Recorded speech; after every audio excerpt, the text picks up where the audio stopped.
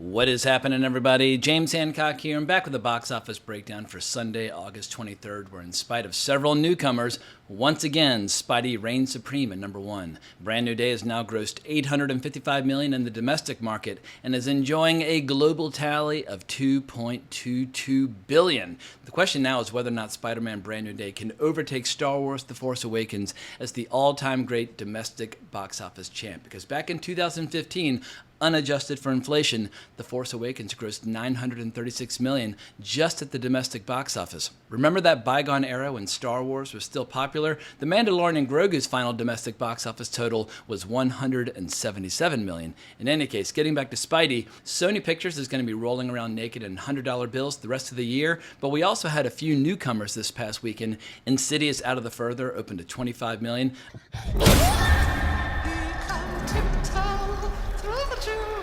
A bit of a dip from its predecessor, The Red Door, in 2023, a movie which I hated so much I walked out of it halfway through, but I used to love the Insidious movies back when James Wan was directing them. I can remember before I saw Chapter 1, I was just, through the algorithm on YouTube, I stumbled upon this clip from the first Insidious movie, and even though it was like bright daylight all around me, and I was watching like in the worst format possible, this scene still scared the absolute shit out of me.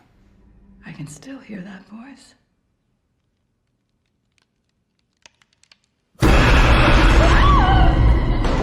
What? It's here! But if you want to know why they keep making these movies all these years later, here's a chart from the numbers which compares the budgets, the opening weekends, and the final worldwide box office for all 6 movies in the Insidious franchise. So the very first movie was made for $1.5 million, and it grossed $99 million. Now that's not quite on the level of a movie like Obsession. However, it's still pretty goddamn good. If you make a movie for 1.5 and it grosses 99, well then everybody's going to be very happy. But Chapter 2 was made for $5 million, budget went up, but the box office also went up to $161 million. Insidious Chapter 3 was made for $10 million, but the box office went down to $120 million. So they kept the budget at $10 million for The Last Key, the fourth one, in 2018. That managed to gross $172 million, so the franchise was cooking again. Then in 2023, we had Insidious, The Red Door, which was made for $16 million. I despise that movie, and yet it is the box office champ of the franchise with $186 million worldwide. And Insidious Out of the Further was made for $18 million, and it opened at $25 million. I suspect in the long run, Out of the Further will do just fine, and it'll make a tidy little profit. But as far as how it compares to the rest of the movies in the franchise, I can't even remember Chapter 3, The Last Key, and I barely remember The Red Door. But Insidious and Insidious Chapter 2, those are bangers. I really enjoyed those, so I definitely recommend that people hunt those movies down. But this weekend also gave us a new Jason Statham action flick, Mutiny, which opened to $7.4 million, not quite as strong as movies like The Beekeeper, which opened to $16.5 million, and is getting a sequel. But when it comes to Jason Statham movies, sometimes I see his movies like A Working Man, sometimes I don't. But there's been a lot of debate recently on shows like The Town, where people are discussing why is the pure action genre no longer the box office juggernaut that it once was back like in the 80s and the 1990s. And obviously there are exceptions, franchises like John Wick. But when it comes to like pure raw action movies, even when we get a really good one, like earlier this summer, we got a movie called The Furious, which I absolutely loved. It's one of the best martial arts movies I've ever seen. But somehow, nobody seemed to notice, and I'd be open to any and all theories as to why the pure action movie no longer seems to do the business that it once did. But as somebody who grew up in the 1980s and 1990s, I can still vividly recall when we had obviously like your big stars like Arnold Schwarzenegger and Sylvester Stallone, but we had Jean-Claude Van Damme and Steven Seagal and all these kind of lower echelon action stars, or Brandon Lee, or whatever the case might be. And then of course slowly but surely Jackie Chan and Jet Li, they started taking over. But it was a really, really good time to just be a pure fan of the action genre. I suspect what the action genre is missing right now is style. Like, I think the reason the John Wick movies do so well is that they have incredible visuals, incredible music, and they definitely go above and beyond the Call of Duty, beyond like your pure like generic action movie. But I think what's missing from a lot of these action movies is that really visceral, hardcore, R-rated mayhem. Like if you look at a movie like Under Siege, which I believe is Steven Seagal's most popular movie he ever made, it had Erika Eleniak popping out of a birthday cake.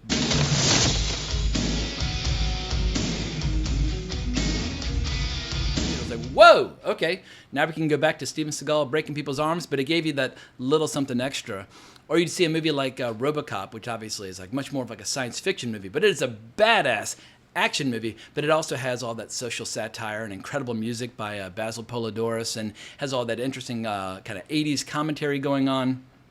Or a movie like Predator, On the surface, it's a badass Arnold Schwarzenegger 80s action movie, but it also is like one of the coolest monster movies ever made. It's an incredible science fiction movie, and I think action needs to incorporate more horror, more science fiction, more nudity, like more erotic thriller ingredients. Bring in all those additional ingredients that help elevate the movies into something special. But there's another thing to consider. No great era of filmmaking, whatever genre you love or whatever type of movies you like, no era ever repeats itself. Like if you really love the sparkling romantic comedies of the 1930s, that era never came again. Or if you really love like the really gnarly revenge movies of the 1970s, that era never came again. Or if you really enjoy Hong Kong action movies of the 1980s, that era never came again. Sometimes the genre just runs its course. Like look at the Western genre. In the 1950s, between film and television, it was by far one of the most popular genres out there. And every once in a while, we'll still get a good Western here and there, but they are the exception, not the norm. So I don't know if we'll ever see a return of the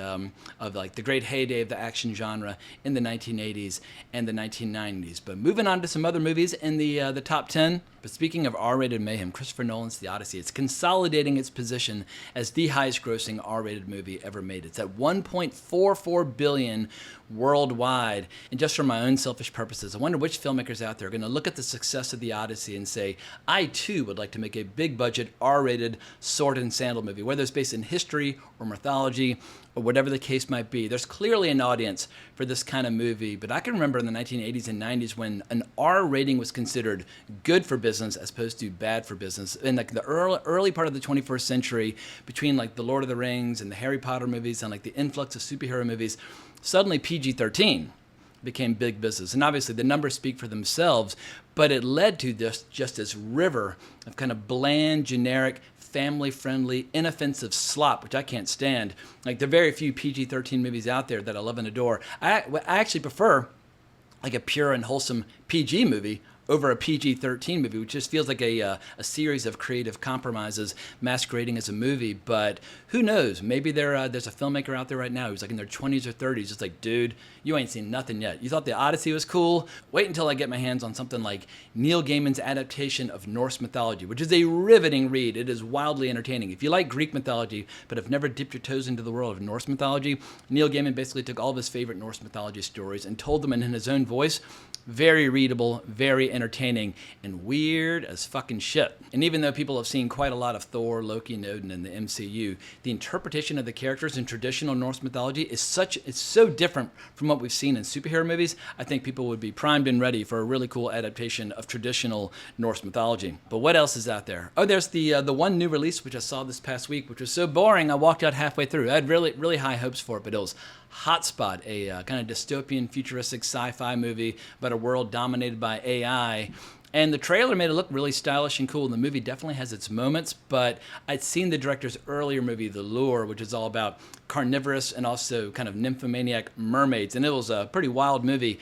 Hotspot bored me senseless, and I had to walk out. Also, this past week, if I'm being totally honest, I was so addicted to and so obsessed with Mortal Shell 2, which is one of the most fun new video games I've played in several years.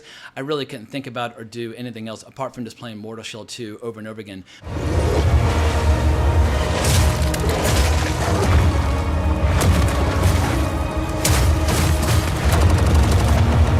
But I highly recommend the game to anybody who loves like the Dark Souls trilogy or Bloodborne or Elden Ring or the original Mortal Shell, which was a fantastic game back in 2020. So I don't often talk about gaming on this channel, but I could not resist leaving a rave review for Mortal Shell 2, which I'll link down in the description below. But let me have a quick glance at the official top 10 over a Deadline to see what else jumps out at me.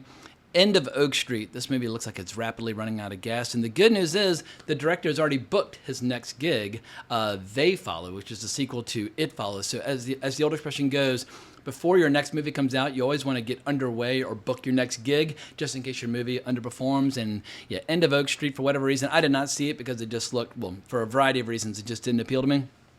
But it looks like it's going to be one of those movies that perhaps it'll find its audience on digital platforms. What else we got? Oh, Spa Weekend. Spa Weekend's bombing hard with an opening weekend of $3 million. And when I saw the poster for the movie at the theater on Thursday, I just thought to myself, wow, like I'd rather have my arms and legs ripped from my body than watch this movie, Spa Weekend. And apparently it was so bad, there was an embargo on reviews right up to the moment where it actually came out in theaters. Like people in the press were seeing the movie a couple days before it came out, but they weren't allowed to of talk about it until it was in the theater, but obviously the circling the wagons and trying to protect the movie from outside scrutiny did not work and only opened to $3 million. But Teenage Sex and Death at Camp Miasma, it's now at number 10. It's up to $3 million. That was a very, very low-budget movie, and as I keep saying on this channel, it appeals to a very niche market, but it seems to be finding the audience that it wants, and who knows, I have a feeling that movie also will do very well in digital after it's finished its theatrical run. But I think it's time to head over to Variety and hear what the experts have to say with Rebecca Rubin's article titled Box Office, Spider-Man Brand New Day triumphs again in fourth weekend with $39 million, Insidious 6 launches to $25 million. Long may Peter Parker reign. Sony's Marvel adventure, Spider-Man Brand New Day, continues to dominate at the box office, collecting $39 million in its fourth weekend of release. Despite a smattering of newcomers, Spidey remained at number one ahead of another Sony release, Insidious Out of the Further. Much lower down on box office charts were Lionsgate's action thriller Mutiny, starring Jason Statham, and Black Bear's comedy Spa Weekend, led by Isla Fisher, Leslie Mann, Anna Faris, and Michelle Buteau. I don't know how she pronounces her last name. Spider-Man Brand New Day has been unstoppable on the big screen, with $855 million in stateside revenues and $2.22 billion globally to date. It is the fourth film to surpass $800 million in North America and currently ranks as the third highest grossing domestic release ever, not far behind 2019's Avengers Endgame, $858 million, and within reach of 2015's all-time champ, Star Wars The Force Awakens, $936 million. With no sign of slowing down, the newest Spider-Man is primed to eventually overtake The Force Awakens as the biggest movie ever at the domestic box office and could even be the first to clear $1 billion in North America. Meanwhile, Brand New Day is the third highest grossing movie in history in terms of worldwide grosses, behind just 2009's Avatar, $2.9 billion, and Avengers Endgame, $2.7 billion, and ahead of 2022's Avatar, The Way of Water, $2.3 billion. Second place went to Insidious Out of the Further with $25.3 million from 3,303 theaters. The movie also earned $35 million internationally for a global start of $60 million. Domestic ticket sales are behind the franchise's prior entry, 2023's The Red Door, with $33 million. However, the Paranormal sequel cost just $18 million to produce, so it won't require a huge turnout to reap box office rewards.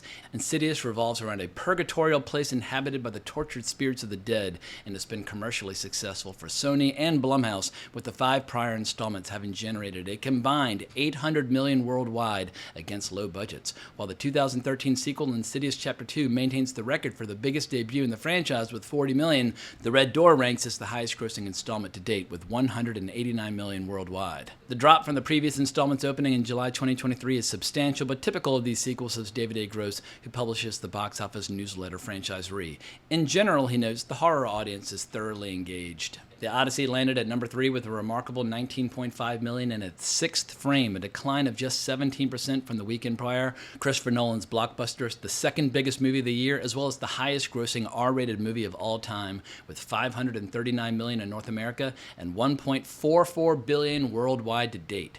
Mutiny launched in 6th place on the lower end of expectations with $7.5 million from 2,703 theaters. It's a weak start against the movie's $40 million production budget. Lionsgate acquired North American rights but didn't finance the film. Statham plays a former Marine who has to prove his innocence after he's framed for murdering his billionaire boss. Audiences were kinder to the film than critics, with Mutiny scoring a B+ grade on CinemaScore exit polls and a tepid 50% on Rotten Tomatoes. This is a fair domestic opening, Gross says. Overseas is where Statham does particularly well and where the movie should make money. Spa Weekend fared even worse, crash landing at number 9 with $3.05 million from 2009 screens. It carries a roughly $20 million price tag and likely won't earn enough to justify Black Bear's spend on the R-rated comedy. Directed by John Lucas and Scott Moore, the movie follows 3 burned-out childhood besties who travel to a luxury resort in Palm Springs. Spa Weekend also earned a decent B+ grade on CinemaScore, but was saddled with a much harsher 33% on Rotten Tomatoes from film reviewers. 2 holdover titles, The End of Oak Street and Paw Patrol: The Dino Movie, rounded out the top 5. Both films earned roughly $9 million in their sophomore outings, with each suffering a 60% decline from their respective debuts, so the final order on box office charts won't be confirmed until Monday. The End of Oak Street, a prehistoric sci-fi mystery starring Anne Hathaway and Ewan McGregor, has generated $38 million in North America and $86 million globally. Warner Brothers spent $80 million on the movie, and since theater owners get to keep about half of ticket sales, Oak Street needs to gross roughly $200 million to break even in its theatrical run. Paw Patrol, a sequel based on the popular Nickelodeon television series for preschoolers, has earned $35.4 million domestically and $103 million worldwide. It carries a $40 million production budget, which was split between Paramount and Spin Master. As popcorn season winds down, cinema operators are rejoicing because it's already the highest grossing summer movie season since COVID upended the industry in 2020. Now it's up to fall releases, including Tom Cruise's comedy Digger, Practical Magic 2 with Nicole Kidman and Sandra Bullock, a Resident Evil reboot from Weapons director Zach Cregger, and Colleen Hoover's Verity adaptation led by Hathaway and Dakota Johnson to sustain the momentum. There are a lot of cool and original ideas for the fall, which is what everybody wants to see. Exhibitor Chris Randleman of Flicks Brewhouse told Variety, he says theater owners aren't comparing the autumn box office to summer, which is the biggest time of year for moviegoing. We're looking at whether we're better off than we were last fall. Even if it's a low bar, we are definitely going to exceed last year. But as far as fall movies are concerned that I'm excited about, Ken Russell's The Devils is the biggest movie on my radar. That movie came out in 1971, and it was, let's just say, a little bit controversial. I mean, it was very much controversial, and Warner Brothers basically locked it away in a vault for more than half a century and would barely let anybody see it. I first saw a pan and scan, heavily censored version on VHS, like in the late 90s. Like, oh, that's pretty cool. But then I saw it on the big screen up at the Alamo Drafthouse in Yonkers when Ken Russell's widow, Lacey Triple Russell, introduced the movie. And I was like, oh my God, this is one of the coolest fucking movies I've ever seen. But the version coming out this fall apparently is uncensored, fully restored, and it's going to play at the New York Film Festival as well as in theaters. And I find out tomorrow whether or not my press credentials for the New York Film Festival will be approved. And if so, I'll get to see it a little bit earlier. But it comes out in the theater in October. So if you're into wildly controversial, provocative, hard-hitting movies that will just leave you shaken to your core, consider going to see Ken Russell's The Devils this fall. But this week, I've got a new Ridley Scott movie on deck. I think it's called The Dog Stars or The Dog Star, and it was Jacob Elordi and Margaret Qualley. I mean, I'll see any Ridley Scott movie. From The Duelist up to the present day, he's made some movies that are terrible, some movies that are astonishing. I don't have high hopes for The Dog Stars, but at a minimum, I'll check it out on Wednesday. But the movie I am excited about this week is Colony, a new South Korean horror movie from the director of The Train to Busan. I'll see that on Thursday. What else? If you're into Batman, part 1 of the adaptation of the Nightfall storyline comes out on Tuesday on digital platforms. So if you're into Warner Brothers animation and Batman and classic 90s Batman stories, definitely check that out.